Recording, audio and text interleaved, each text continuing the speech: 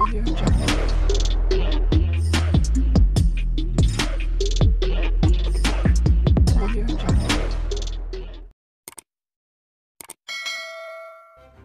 kasih karena memilih channel ini.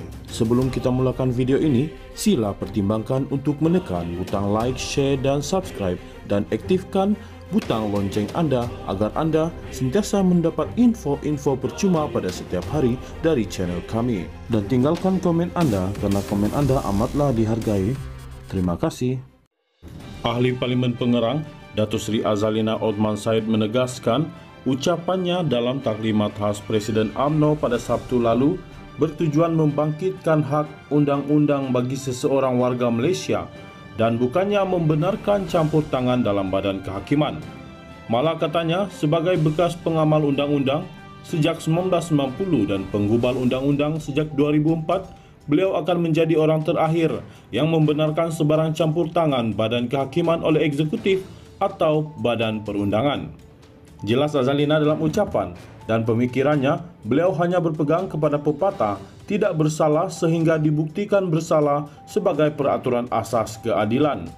Beban pembuktian undang-undang terletak pada pihak pendakwaan untuk membuktikan kes mereka di luar keraguan munasabah, dan saya percaya bahawa penafian perubahan representasi undang-undang adalah berbangkit dalam memberikan keadilan mutlak. Ini terpakai dalam semua kes, termasuk di Mahkamah Rayuan. Adakah saya meminta YB Pekan, Datuk Seri Najib Razak dibebaskan? Jawapannya adalah tidak, katanya dalam satu kenyataan pada Isnin.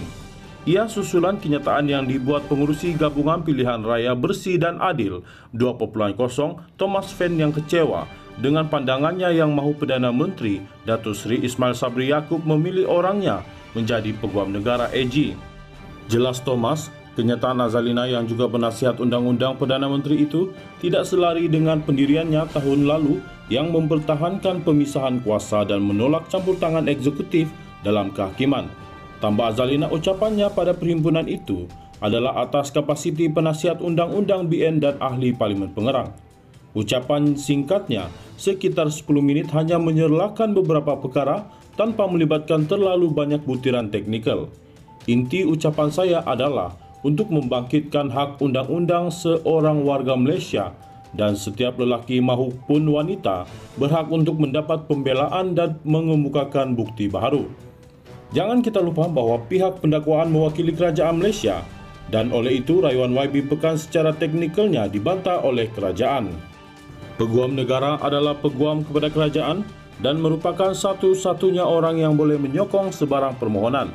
Apabila menyebut orang dia dalam ucapan, ia tidak ada kena-mengena dengan pendirian saya mengenai pengasingan kuasa antara badan kehakiman, eksekutif dan perundangan, serta pemisahan AG, Peguam Negara dan Pendakwa Raya, ujar beliau.